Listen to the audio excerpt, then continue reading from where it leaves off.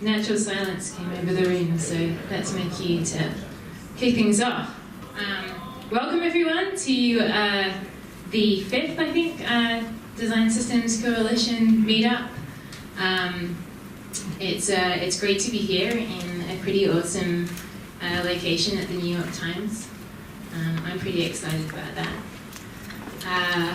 I just want to quickly say thanks to Orr and his colleagues and everyone at the New York Times for hosting this, and quickly pass over to Orr for a quick welcome before we get into the logistics of things.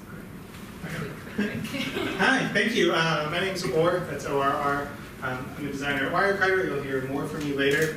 But I just want to thank you all for coming so much from the New York Times, where I work, and the Wirecutter, the New York Times company, where I also work. We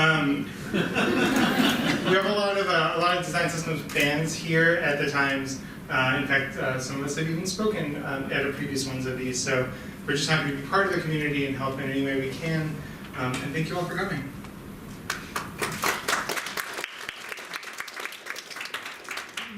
So, I want to give people a quick reminder of the format. How many people are new? Who's this the first one? Woo! Nice, well welcome. Thank you for joining.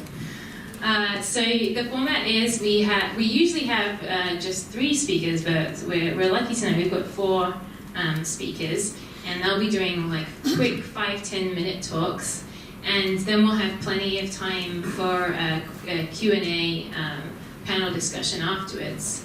I do have this hashtag because I will start off the Q&A with some curated questions, but assuming there's time and things go according to plan, we'll also open up questions to the audience. So as speakers are presenting, if you have if there's things you're burning to ask, then you can tweet with this hashtag. So without further ado, we're going to start kicking off with the talks. I'm really excited. Tonight the first speaker is Caitlin from Buzzfeed.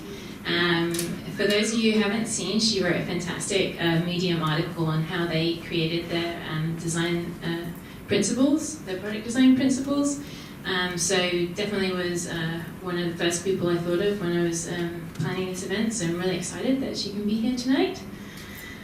And I'm going to do a really smooth switch over to slides while also speaking, which is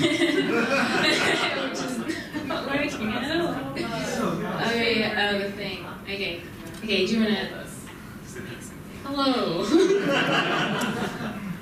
She's gonna fix this. Am I cool? Is this cool here? Okay. So I'm Caitlin. I'm a senior product designer at Buzzfeed, as she mentioned. I apologize. I'm very nervous because this is my first talk since Model Congress in high school, I think. So I'm sweating. That's why. Are you good? Are you cool? Oh, nice. Woo! Yeah. Okay. So. I already went through this. But specifically, I work at Buzzfeed, but my team, I feel like this is weird. My team is Tasty, so I work on digital products for Tasty. That's the website, apps, etc., etc. But I've also been involved in, as she mentioned, design, working on our design principles with Cap and others on our team. What are design principles? I'm going to point to them. I'm not going to read these to you because, as mentioned, they're on Medium. They're also on GitHub. They're everywhere. So that has a good outline of how we develop these principles, and these are some beautiful illustrations from some of our fellow product designers to kind of represent them. But yeah, I'm not going to go into that. What I want to go into is give you some history. So my colleague Emily Brick has actually spoke at this meetup before about our CSS framework or style guide, Solid. That's where you can look at it, solid.buzzfeed.com. It's fantastic. Everyone uses it. It's a great baseline for kind of consistency, and as we've used it, things have become more consistent. So why would we bother with design principles? I think the first obvious thing is that it will help inform future iterations of the design system. So we have the CSS style guide. It's fantastic, but Emily's team is also working on this thing we call buzz blocks. It's our internal component library. So how do we inform like what gets into that component library? You know, there's lots of technical questions, but how do we kind of look at the designs and the UI that makes it to componentization and evaluate, should this even get here, go here? Is this good? I don't know. Also, to give some color on like how BuzzFeed is set up, we have squads. We have a squad structure. So designers are kind of split up amongst a ton of different kinds of product areas. So there's a really diverse need from UI and from our design or product design, right? So not everything can always be in BuzzBlocks, not everything can be in the style guide. We have things like internal tools where we have needs for these data visualizations that we just need to spin up really quick. So we can't have them in a style guide just yet, maybe eventually. We also have things that are like special events, like this really awesome thing a team did for our homepage during the 2016 election. So obviously this is really cool. How do we know if it's kind of good for the BuzzFeed product design? We can answer those questions and evaluate whether or not this is successful by using the design principles, even if it's outside of a style guide, right? We also have stuff like what I work on, Tasty. So this is a new brand. We're using Solid as its baseline, right? But we're building on top of it.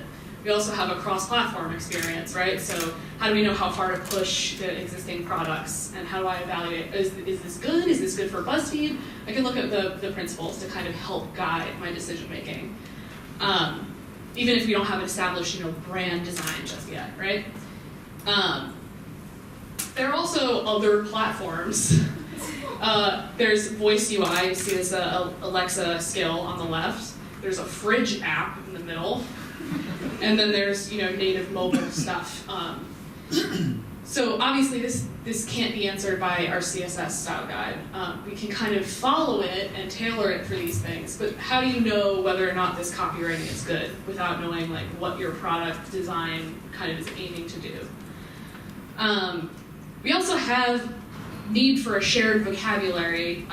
Product designers don't just talk to other product designers, right? They get feedback from product managers, all sorts of other people. This word comes up a lot.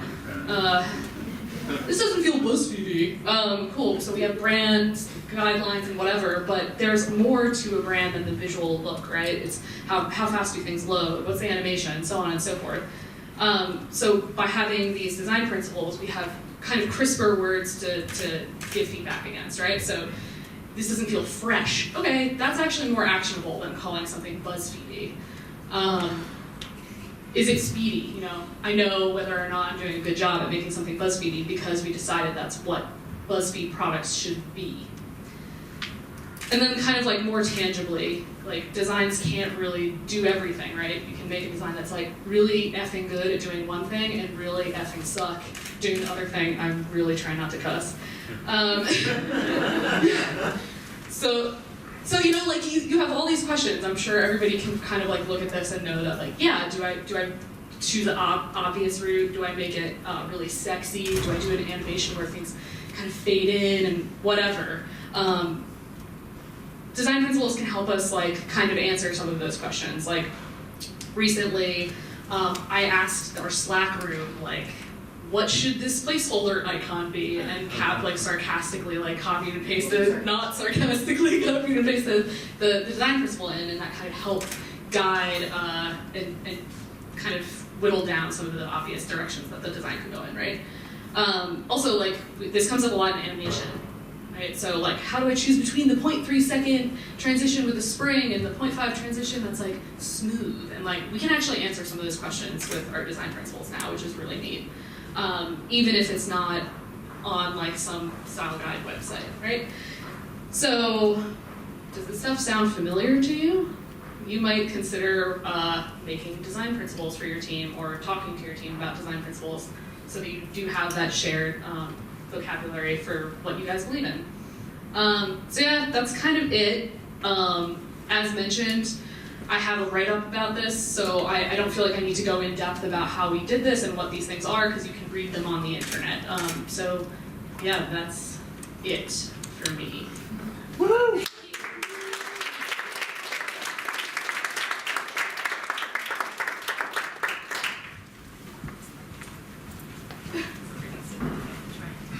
Trying not to multitask too much. Thank you so much. That was awesome. And I was nodding on when you said Buzzfeedy. We definitely do the GitHub-y or wherever you work, as long as you can say E on the end. So while Orr is kindly changing slides, next up we have Michael from the F.D.A. I think this might be our first speaker from government. I think it's really great to get different ranges of perspectives on these things from different types of companies. At the last meetup we had a non-for-profit speaking and hosting, which is great. Design systems are not just for Silicon Valley and the tech world, and they're for everybody. So without further ado, over to Michael, and yeah, we're going to talk about how you use design principles at the F.D.A.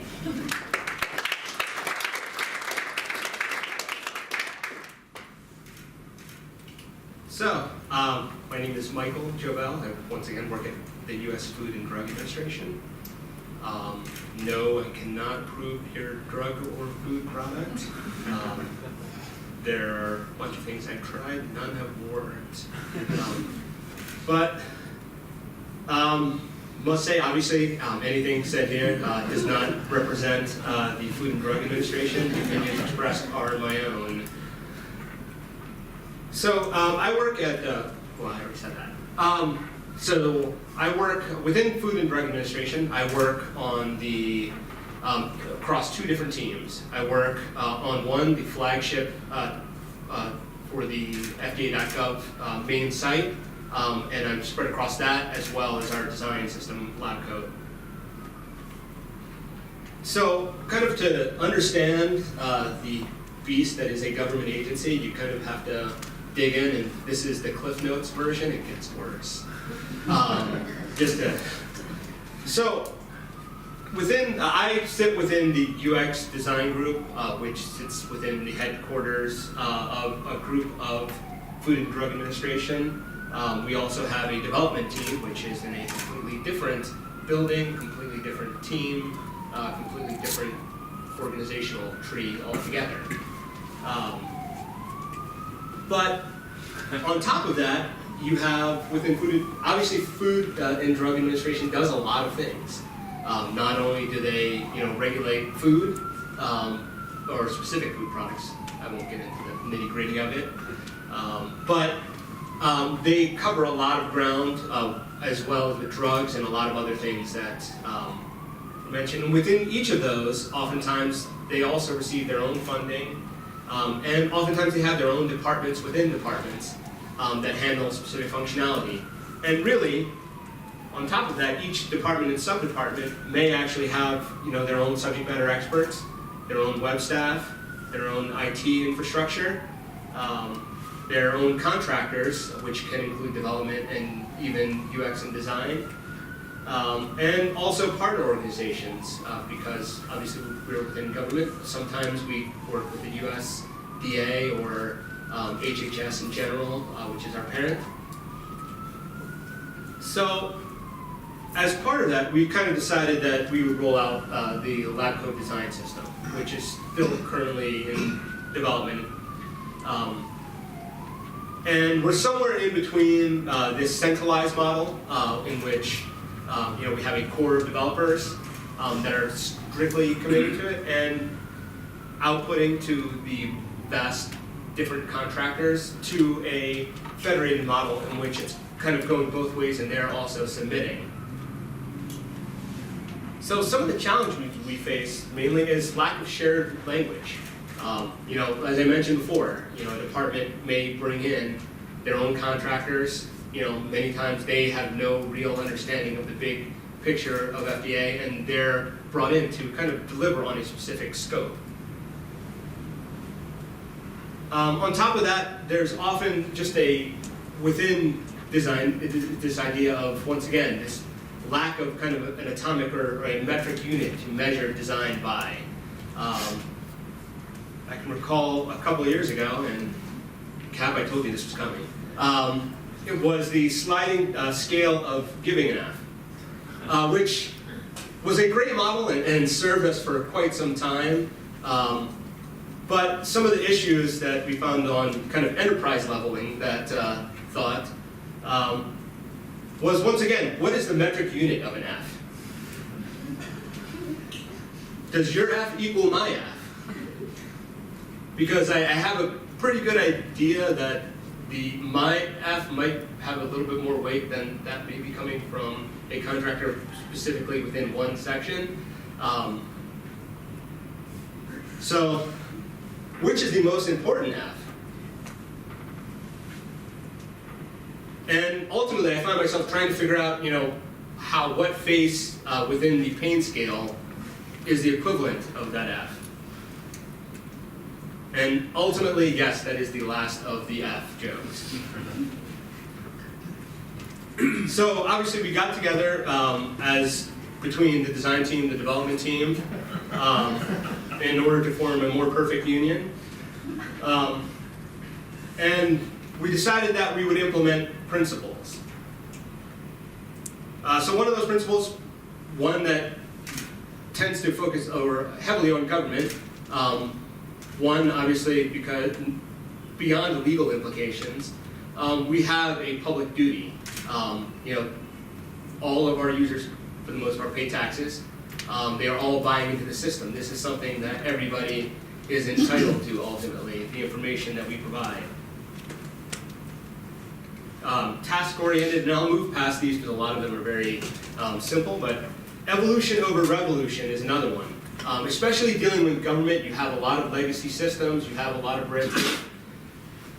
You can burn out very quickly by trying to take on too much at one time.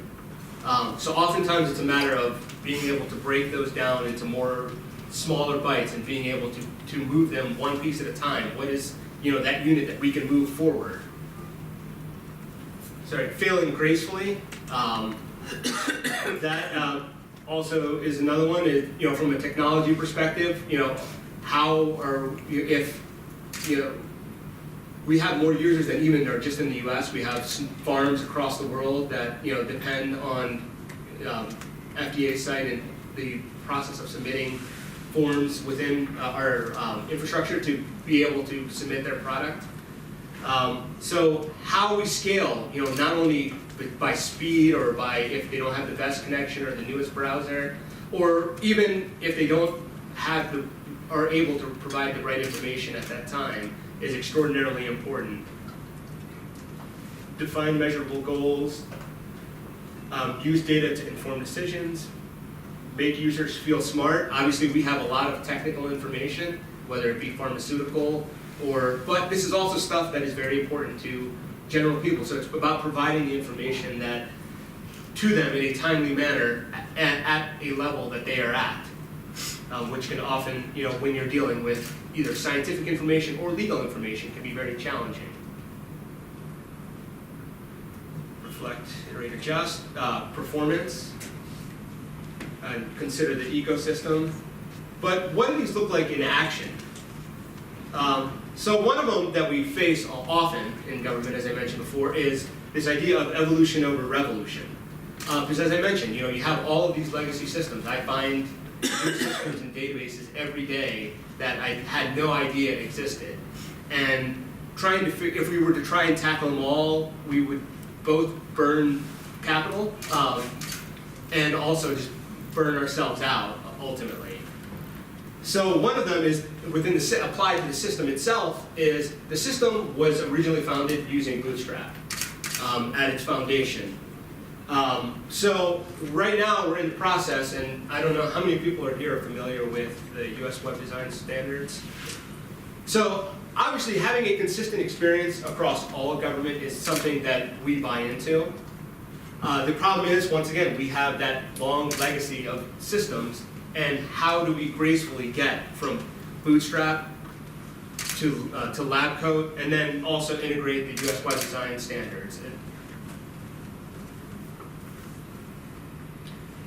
So the other thing is, once again, that not all principles are necessarily equal.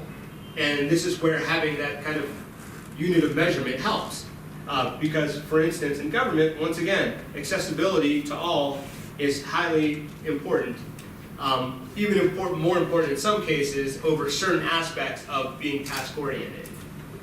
One of the instances where we run across this often is things like drag and drop interfaces, where yes, we can create other alternatives, but sometimes, from a manpower perspective, we may only have the choice of developing the one platform that is not the one that is easier for those who, for non-accessibility purposes. So, in summary, basically what we found is that for us, it has provided us with a shared language, one that we can share across employees, contractors, departments, and use that rather than constantly communicating back and forth and essentially kind of sharing the same or saying the same things over and over again, and having this common foundation on which to pass and have an understanding of how we work forward. And then ultimately, providing that measurable scale. How do we determine one feature over another? How do we determine, of all these principles, one against another, which one do we value more, so that we can appropriately refactor what our F scale truly is. And that is all.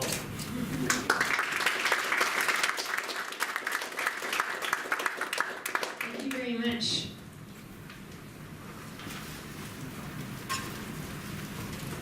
And Ms. Jovel, thanks. That was awesome. Related a lot to that talk. It was great. Accessibility is very important. So next up we have Magera, who is a co-founder of a company called Related Works, and prior to that led the design systems team at Etsy and helped create their design principles too. And again has a fantastic Medium article if you're interested in reading more about the process, but I believe she's going to talk through the summary of that today. So welcome, Magera.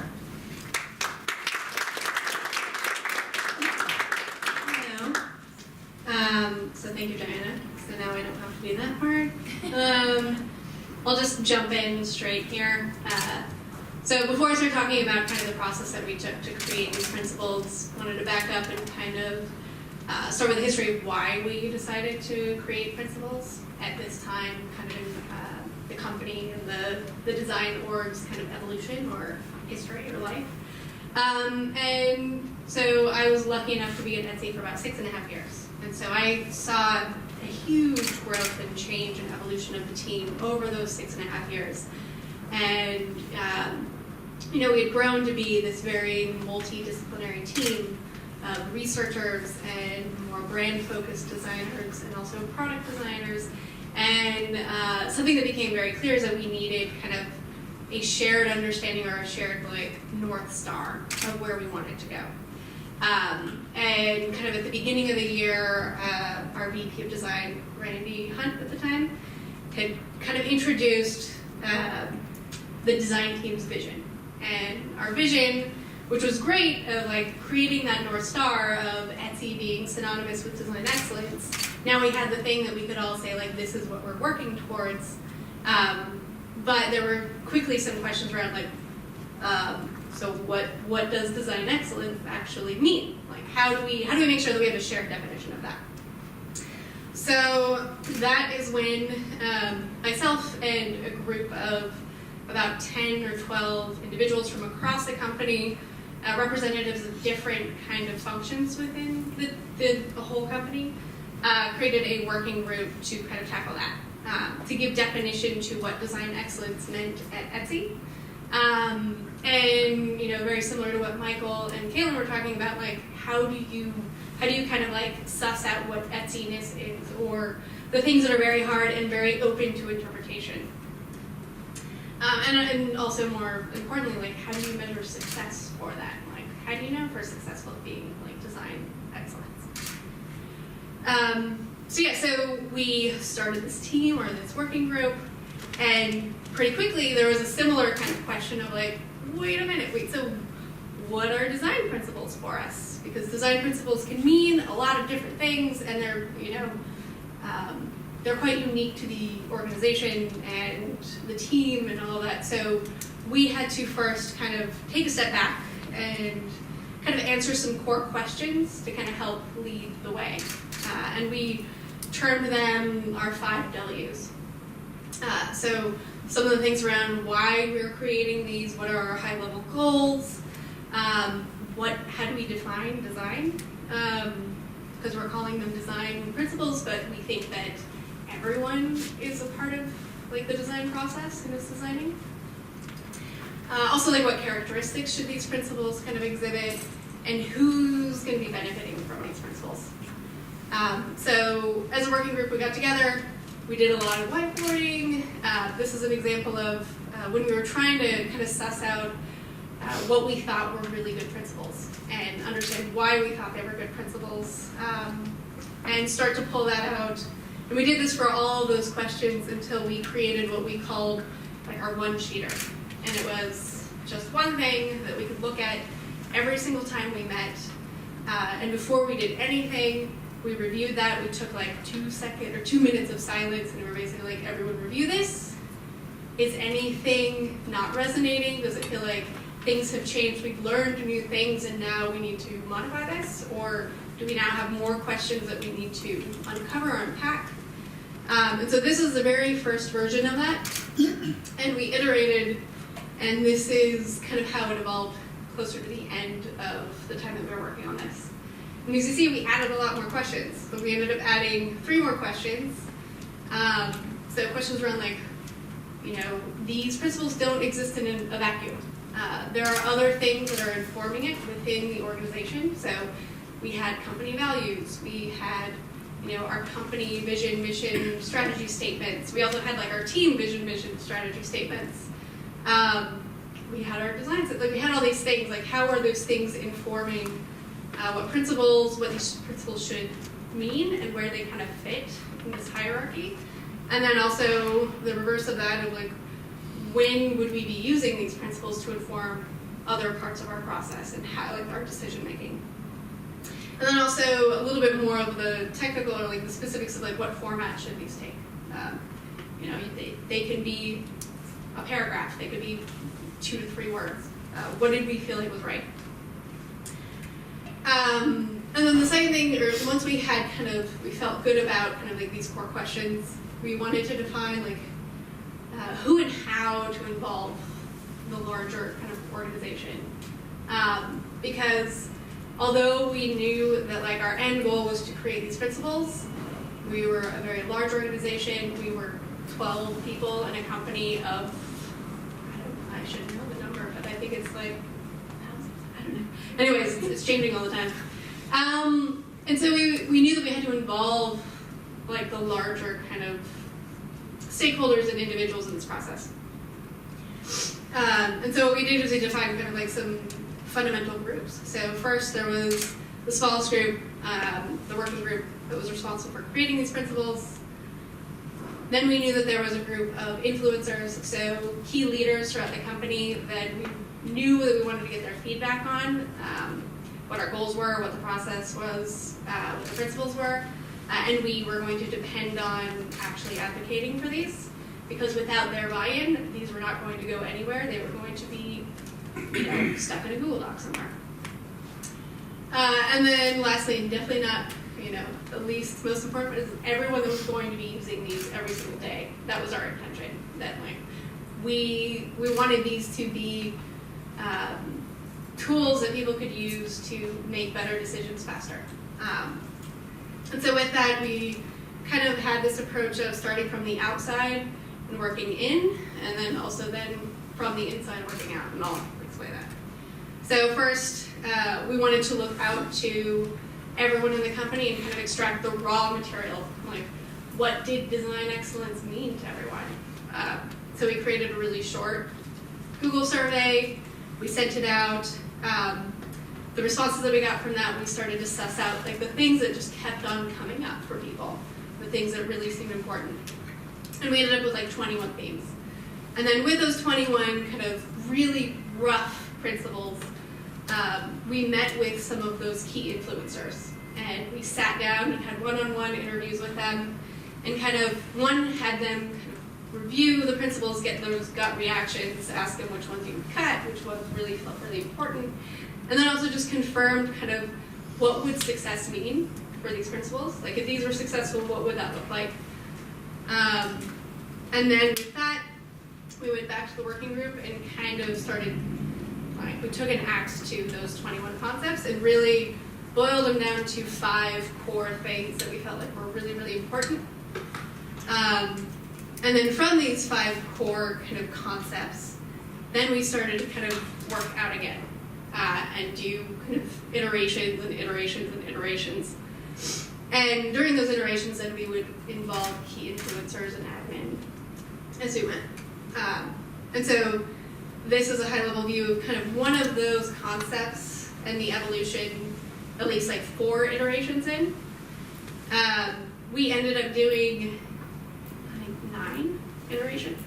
I don't know if that's a good thing, but I think there was definitely a point of like, we just need to call it, and then we can always iterate on these even more. And so our principles, I'm not going to read this because I highly doubt you guys want me to read all this. You can also read it in the meeting post. But the first one was being effective, creating unity, always being thorough, and always expressing empathy. And then, so we had these principles. We also knew that if we had just presented them, we weren't also providing tools for people to get used to using them. And that, like, creating rituals or a process around making them a part of your work was also very important. And so one of the first things we did was when we kind of shared them with the larger team is that we had a workshop. And we kind of had this workshop where we went throughout our office space and had people look for examples of these principles in our physical space, in our office space, to see how we could start just getting this muscle memory of like connecting these to things that already existed. Because we didn't really feel like these were novel concepts, these are things that we were already doing, we were just kind of adding clarity to them. And so this is one example. Dennis and Allie are pointing out something that's effective. So this is holding up a cushion chair over there. That apparently it's effective because it doesn't fall down. So some things that I would do next time around. I would set a hard deadline and like hold yourself to it. Like, we were a working group. This was something that we were doing on top of like our like daily routine and responsibilities. It was really, really easy to like let those things slide by. Like, we ended up taking 6 months. I would hope that we would not take 6 months next time. But the things that helped were like things that we could not change, and we were held accountable for presenting or like showing progress by a certain time. This is a huge one. Like, take the time to make sure you guys like have the same understanding of where you're going. Like, I think like really like spending that initial time understanding like the nuances to what you were wanting from these like principles was really, really helpful. Because it got really, really easy to go into these like deep dive conversations without like backing up and being like, do we agree that this is the goal? And then lastly, be as clear as you possibly can around what's expected from those involved and when and like what role they're playing.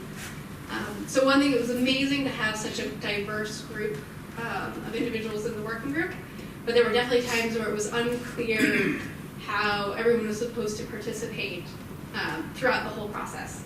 So if I did it again, I would have a very small like core group that was working on it, and then just be very explicit about when you were going to call in help from a specific person. So, and that's it.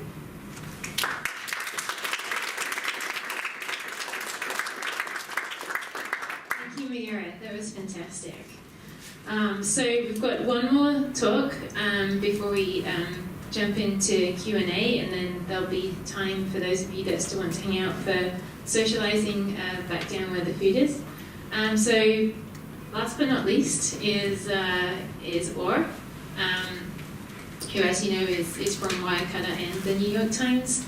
And this meetup actually came out of a discussion at a bar with some friends, and we got very passionate about the importance of design principles. And I've had some of my own experiences of not having them when I needed them, and then the experience of having to develop them, and Orr was going through that at the same time, so that's how this idea came about. So yeah, really excited to have Orr speak now. So.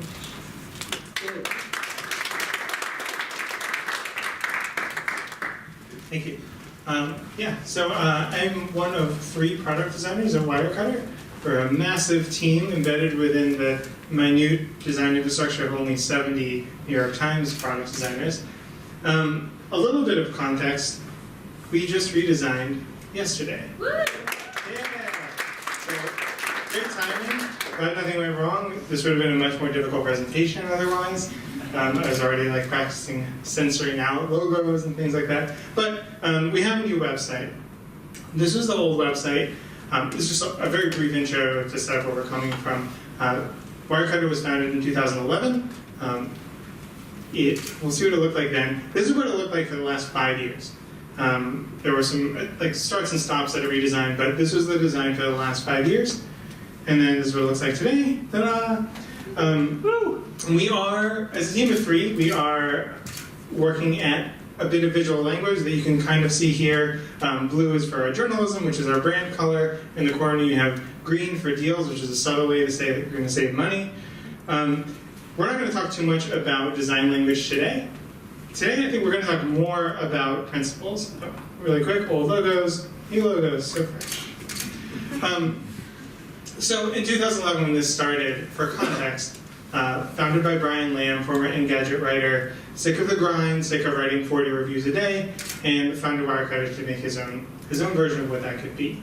At the time, there were no designers. There were barely even other writers. And what we're going to talk about here is, for me as a new designer to this organization, what I saw jumping in 5-6 years after its inception, and saying, okay, where have we come, and how do we pick up from here? So we're going to quickly go through 3 stages, rough stages of the organization, from founding to staffing up to what we are today. And I'm going to give you quick excerpts of principles or something like principles, such as they exist for whatever Wirecutter was at the time. So in the early days, they weren't writing principles down because it was pretty much Brian doing this.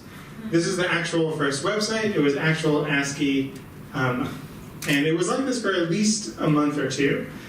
He was posting 3 or 4 times a week, so a much slower pace than the competition. And yeah, this is part of my onboarding. It's important to know where we came from.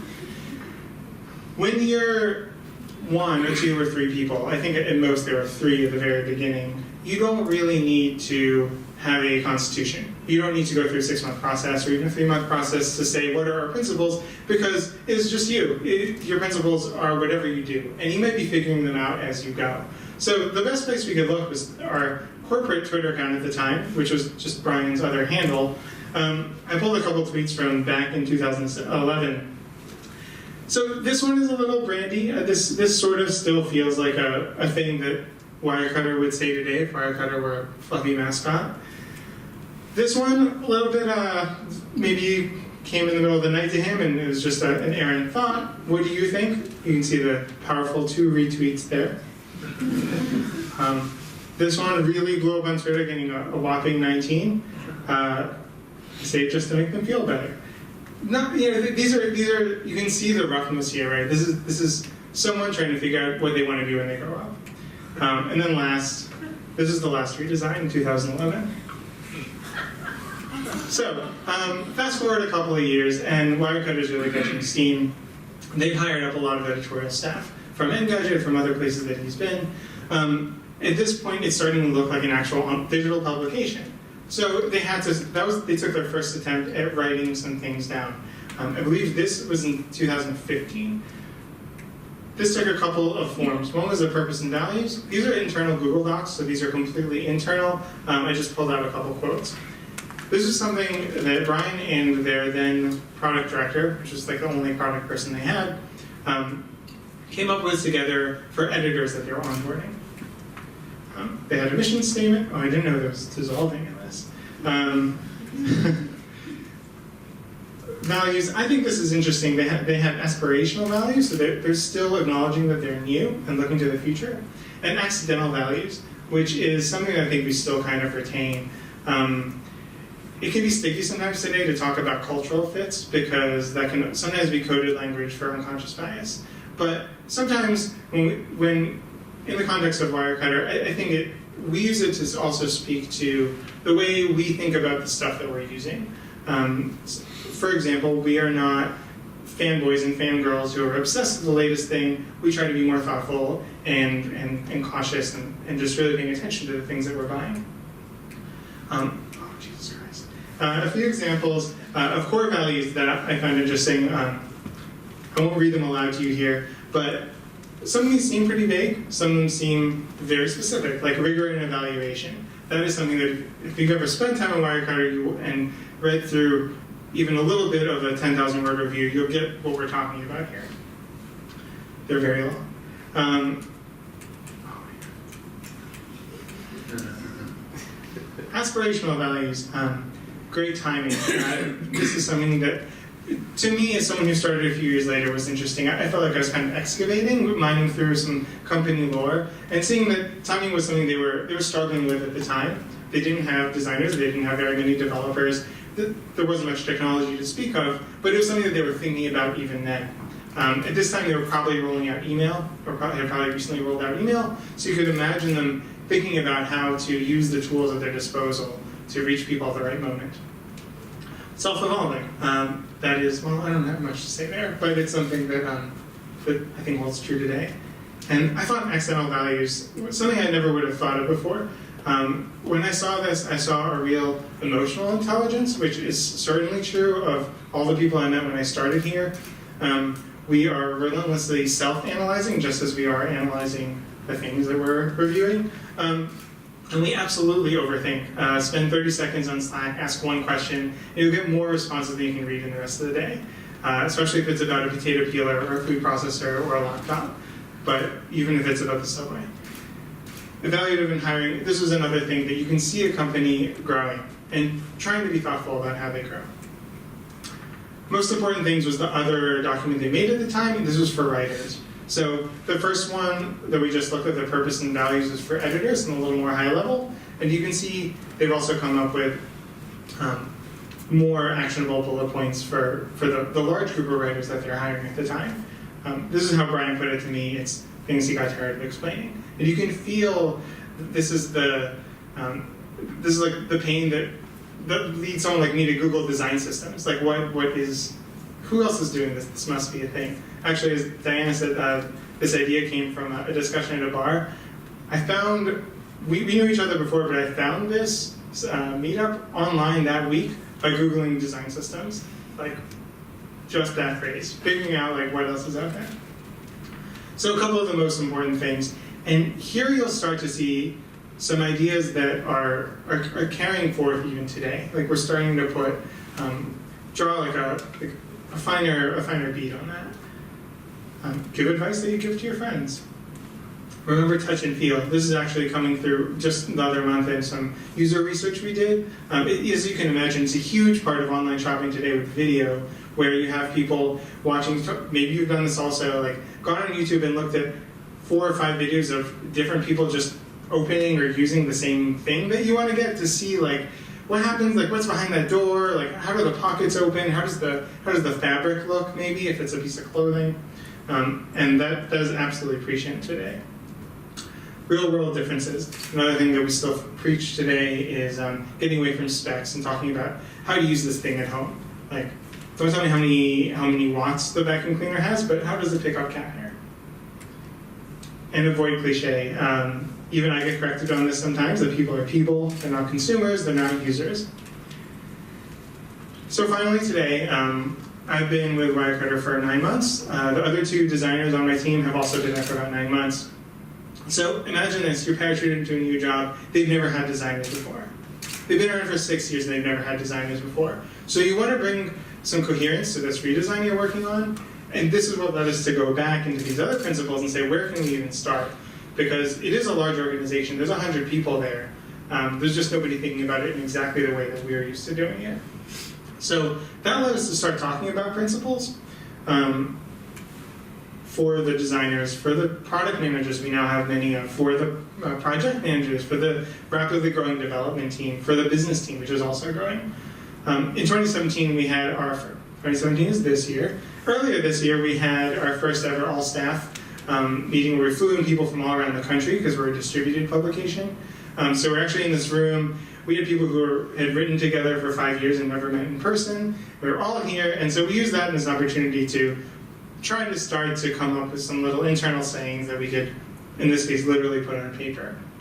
So this is an internal little flyer we made as a little welcome when people show up. And on the other side, you can see a couple principles that you may be familiar from the previous couple slides. Some of them, one of my favorite is quiet is cool. So that one and a couple others are ones that just came up organically. As you can imagine, our writers and editors are really good with words, and they just say funny shit sometimes. And sometimes they stick. And quiet is cool is absolutely a thing, but as soon as I heard it, I'm like, that is awesome, and now I repeat it at least once a day when we're looking at designs, or when we're wondering how to do an animation, or writing some like little copy for a newsletter sign up. Just take it down a notch. We're not that kind of publication. Keep it cool. Also, shout out Spicy Village.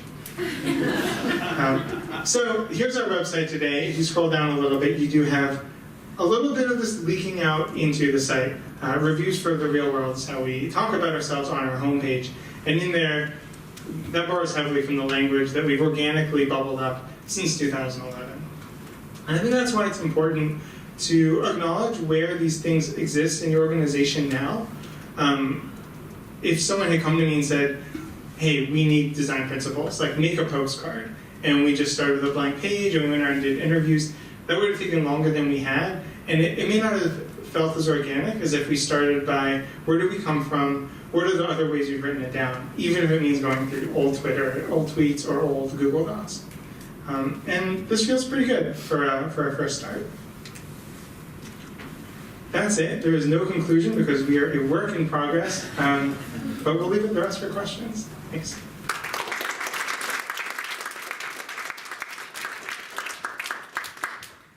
Thanks, and now we're going to migrate up to the seats here. I know it's late. I think, we do want to have some time for questions, but I'll try and not keep you all too long so that you can run now if you need to go.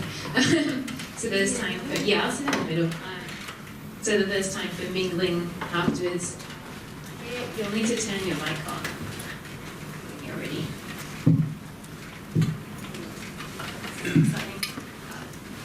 Surrounded by all my speakers. Wesley Morris at one of these chairs once. Who did? The host is still processing. Wesley Morris, both of us. I'm a fan. Sometimes you have guest speakers, the New York Times speaker. I just want to acknowledge that for anyone who's the podcast listener. Awesome. There are a couple of tweeted questions, and I have a couple of preempted questions. I wanted to kick off with one. So I know that Magera talked about the working group and that it was very much a collaborative process. I'm unsure about how much of a collaborative process it was for everybody else. But my question is, are some principles better than no principles? Or does it really have to be a collaborative process for it to be worth to have them at all? I'll start with Magera, and then if others want to share their opinion on that.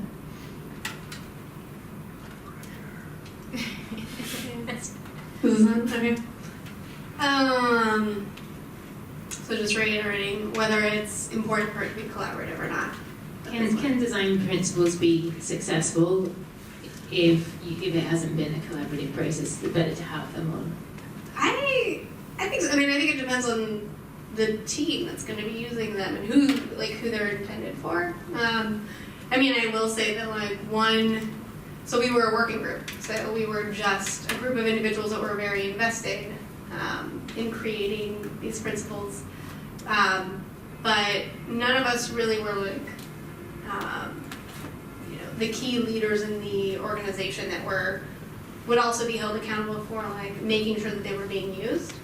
I think like the most important thing is that they are, well, one, like identifying who like the final decision maker is for, and who really is the one that's going to be like held accountable to make sure that they're like taken into a process. Like if Randy or Jason or Flores, who are very much like leading, are like key kind of like design leaders, if they were not a part of the process, they would have completely failed. Like I think like that's a definite. Like, I don't know if it has to be a working group. It was just the way that we did it and how it like organically happened. So. Does anyone else want to chime in?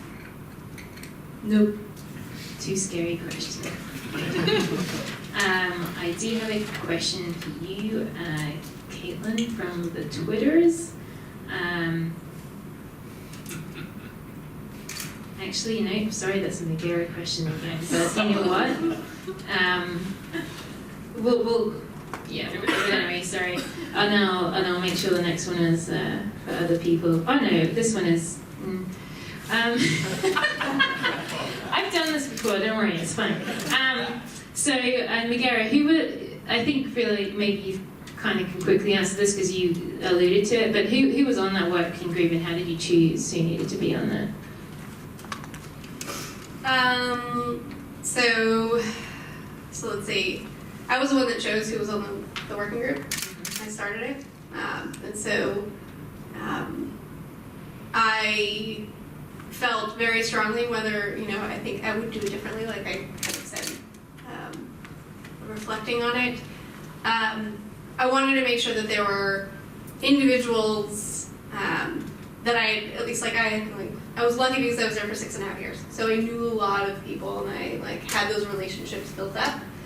And I knew who was going to, one, be really interested and excited about creating the principles, and two, who I thought could help play that influential role of having influence at least over their domain within the organization. And so I had, there were about 12 of us, and so we had representatives from research, product design, brand design, marketing, product, I'm totally blanking on community management, so we had a lot of different representatives from all over the place, and engineering. So a combination of representation from across the org and then also people who are enthusiastic to do. Yes, work. totally Yeah. based on my personal decision, yeah. I just asked all my friends to do it with me. Awesome, thank you. I have one that I think I'd like to hear from Caitlin. Do you intend to, or do you think it's important to periodically review these principles?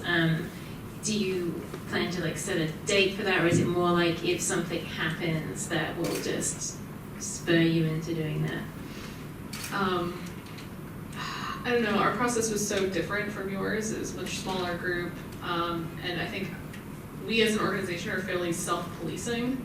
These are product design principles, and we actually have critique 2 times a week with product designers. So I feel like we're constantly checking in, right? Are we using them? Have we sat down and reflected on them yet? No, we haven't. We probably should put a date on the calendar to do that, but I don't know when would be appropriate. I think I don't know, once I get a spidey sense, I'll probably put something on the calendar. Cool. Cap's here, so he heard that. So. Cool. There is, I can see the hand. And it's just I just want to make sure we have a question for each speaker, and then we'll throw it to the audience. Michael, you talked a little bit about prioritization. Do you think, I'm curious, do you have a priority order for the principles that apply to every scenario, or is it more that you prioritize them based on a particular context? The order, I would say there's no necessarily hard set. priority. I mean, I think of them, obviously accessibility tends to be a recurringly high-rated one.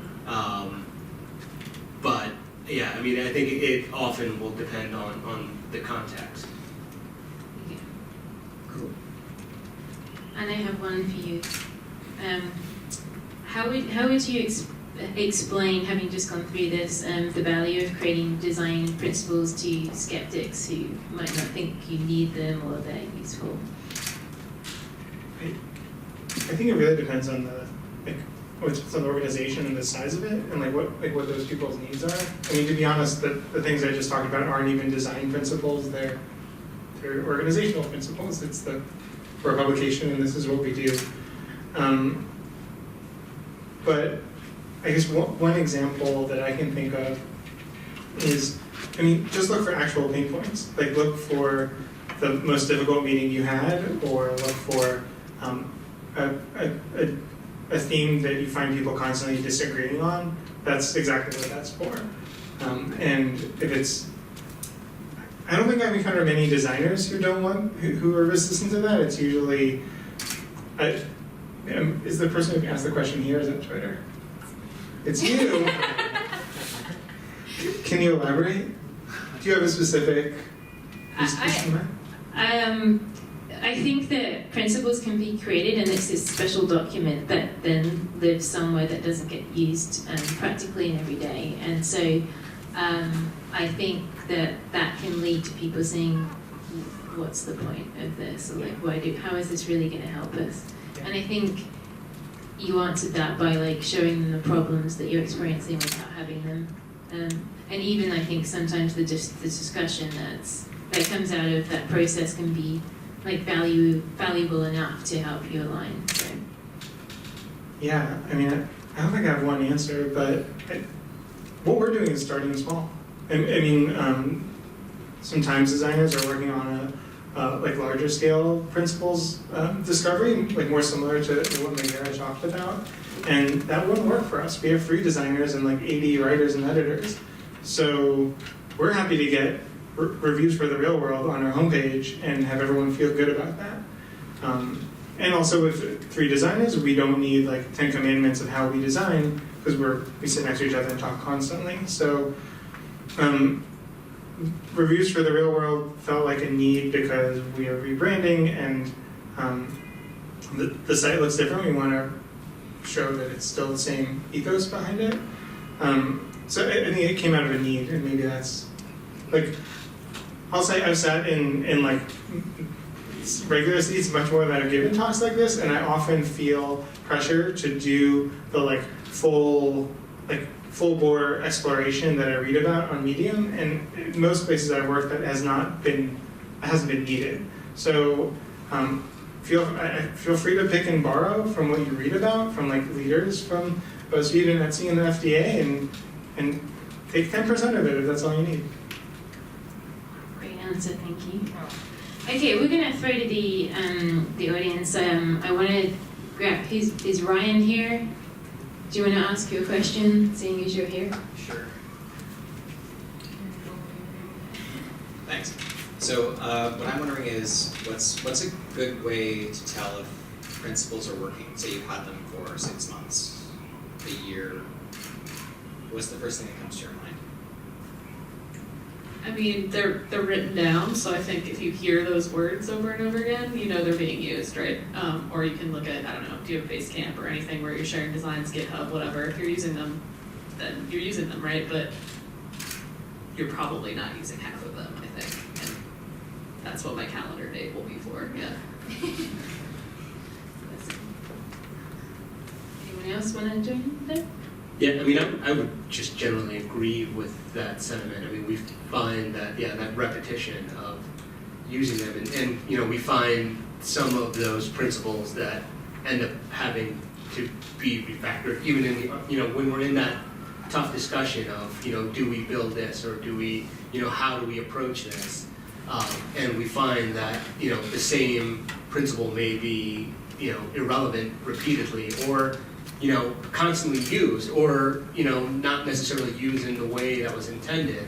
I think that's kind of part of that process and how you continue to evolve them. And as far as kind of how do you address naysayers, which was the previous question, that was the process, because quite frankly, I was a naysayer early on.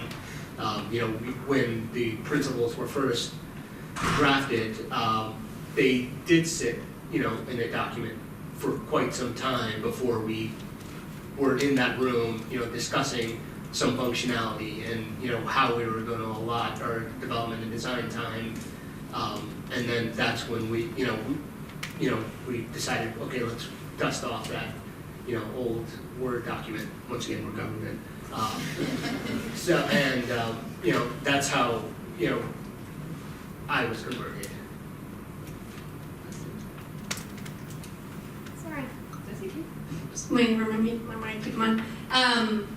I think when we were doing interviews with stakeholders, one thing that became very clear and stuck with us was they're a tool, so they should help you make decisions.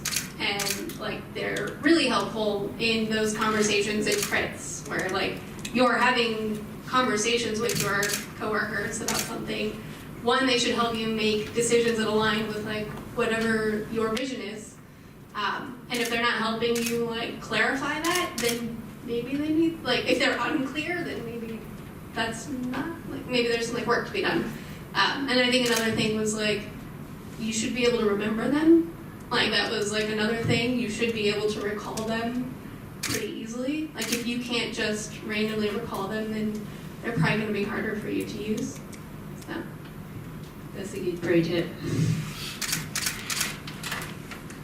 Hi, this is Tejas. So I have two questions. My first one is for Orr. Am I saying it correctly?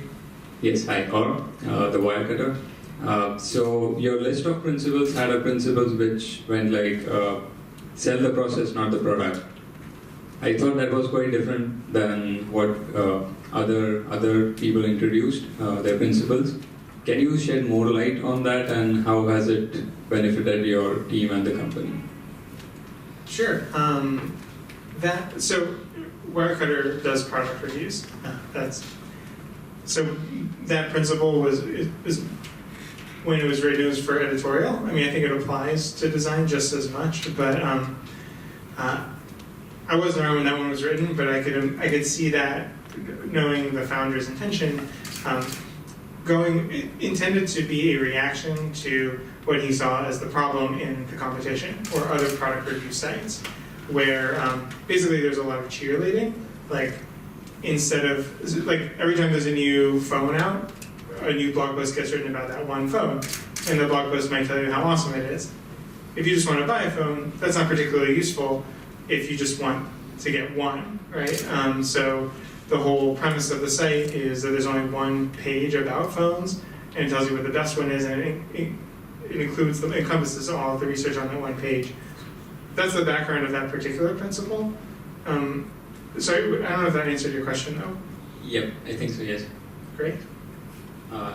Thanks for that. And my second question is kind of a follow-up question to Caitlin's question regarding periodic review of design principles, and this is open for all. So, what do you think would be a couple of factors which could be responsible for change of principles? I mean, the need of change of principles over time, and do you think having a more lean or agile approach towards creating design principles, meaning starting with a small set, implementing them over a period of time, and then adding more and more, would be helpful? Was that question for me? Everybody, Okay. anyone. Those were also two questions. I'm going to answer the second question of whether you should keep it lean and grow them. I think you should just keep it lean, right? Kind of to the point about memorization and being able to recall them. At a certain point, you're just adding layers of icing that you don't need, right? You should probably have principles are meant to be principles, that things that you can actually hold strongly. But I think it's agile is right. Keep it lean. Don't need to grow it. You probably need to cut things if you're adding more at a certain point. The other question I cannot recall, so I'm not going to answer. It was what might influence an update to those, and like, I don't know, an org change or something. That's what I was gonna say. I think it could be smaller things, since our principles are small and light and always changing. One example, just today, I saw one of our designers is working on animation, a little animation of our logo that would be used like, before a video. This is new for us. What does that look like? And I think Magera mentioned animation, or sorry, Kate did. That's a new thing for a lot of product designers, especially when it's like more decorative. So nuances like that really, that's when we look to principles, because it's a whole new like medium to apply them. So anytime you're trying something new, like video or whatever your new thing is, that could be a good time to revisit. And you might not have a principle for that, so that could prompt it. Cool, I want to get a couple more questions in and then we'll wrap up. Did you?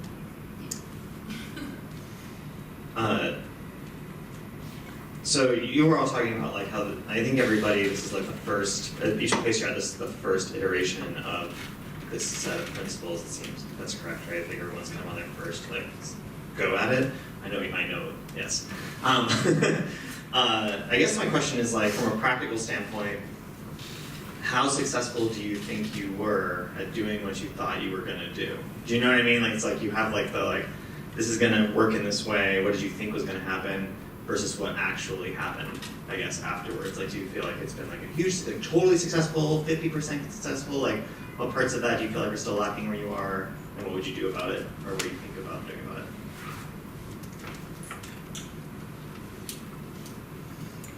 I'll take that one. Oh, okay. Well, so one, I don't have the ability to know how they're being used right now, but I will say that when I left Etsy, it was a month or so after we rolled them out, and I think that we were maybe only halfway there. Like having principles is like, I don't know, it's like halfway there to me. Like you have to create rituals around them or process around them, because like that's the harder thing. Is like, how do you get everyone to start using them and to like think about them as like central to your process? So I mean that was like the next phase. I really hope that happened. I don't know though. But yeah, I mean like the next thing was like, taking workshops or like trying to like create a muscle memory around like, when we have crits, we are referencing the principles the whole time. Like it's just a part of our process. And also talking to our other kind of like team members, like we're all using them that way. But so I'd say like 50% being nice. So. Yeah, I mean, I think that ours it's been two-tiered. I think to some level, the closer to our sphere of influence, the more, and closer to our circle, the more successful they've been. Some of those areas, the farther on the org chart that department gets, the more, or the less successful we found them to be. And so now it to some level is how do we get to that next tier, especially when we don't necessarily have the ability to be fully collaborative, is kind of our next challenge, along with refining them. Awesome. Any more questions? Okay, we'll get it. So just related to that last question, so my question is about what are some of the processes that you guys have in place at your company to enforce the principles that you've created? So like, what is it, meetings? Is it, working session during the design sprint? Is it, comments through using Zeppelin for the different wireframes? Like, I want to know the specific like deliverables or things that we can use with my company to help improve that collaboration between developers and design. I kind of touched on this earlier, right? I think you can integrate them into whatever process you have right now. We already had a pre-existing critique process. We already use Basecamp. We already use Slack. All these things, and I think smushing them in there is probably a great place to start. But I don't know about how to use them to communicate with developers. I'm not sure if you guys have experience with that. I rarely talk about them with developers. Funnily enough, I can add a little bit onto that.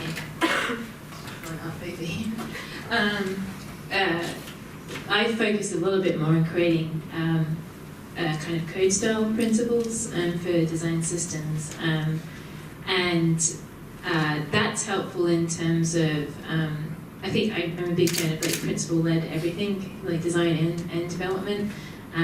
That was from a hard lesson actually when I was working on the earlier version of what became design systems at EDC, and a group of us were working on them, and we all had these discussions and agreed with each other when we were chatting, and then we'd go off and write some code and things, and clearly what each of us had in our heads was completely different.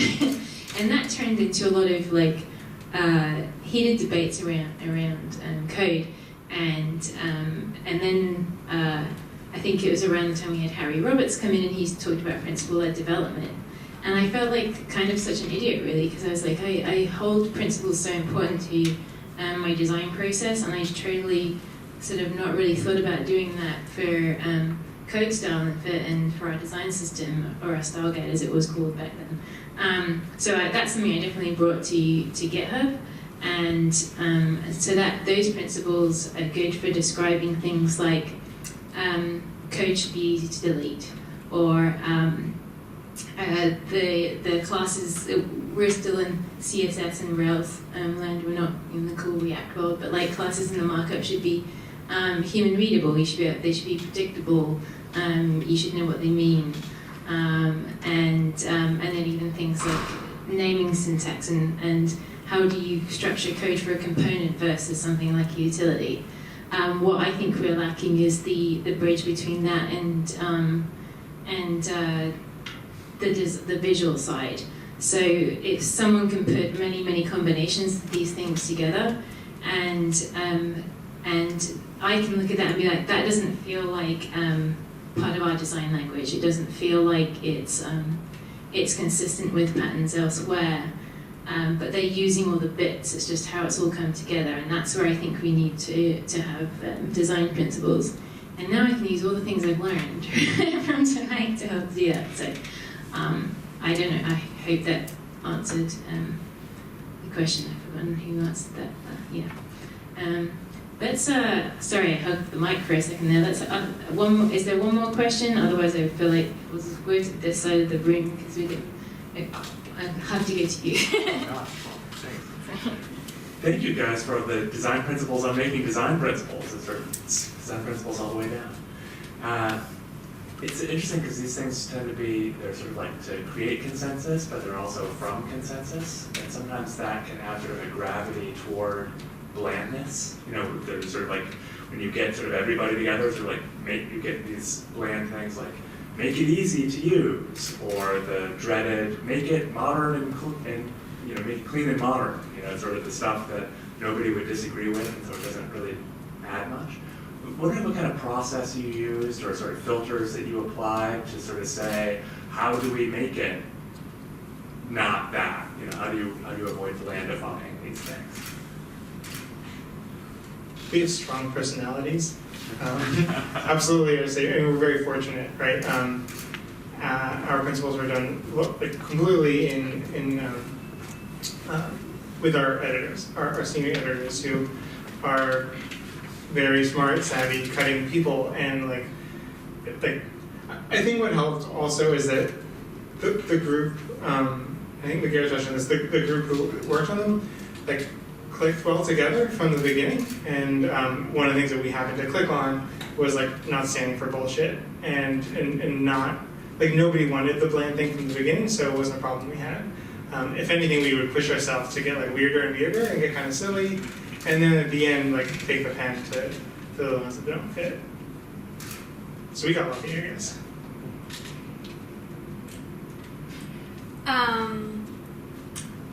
When I was like first kind of reading like how do you create design principles, because I was trying to like find the answers on the internet. one thing that definitely stood out and resonated was that like principles should be a reflection of your brand and your organization. And so therefore, if like that is a goal and like if that is like part of what you're going for, then they will probably have common themes. Like if you looked at all of our principles or rights, there are similar themes that are running through all of them, but they have their own like expression of them that's rooted in the brands that they all came from. So I feel like a brand is a big part of like your principles are a reflection of your brand, and also like what your vision is or your like values of the company is. Like I think it's like a reflection of all these like this like soup of all the things that creates an organization. And at least like when we were doing it, like we definitely had conversations around like, why don't we just take like DRM's like 10 principles, because we keep on talking about how amazing they are. Like why don't we just use them? And maybe they will, like maybe that's a good like maybe that works. Like I don't know, but part of our goals was like they should feel like they're Etsy.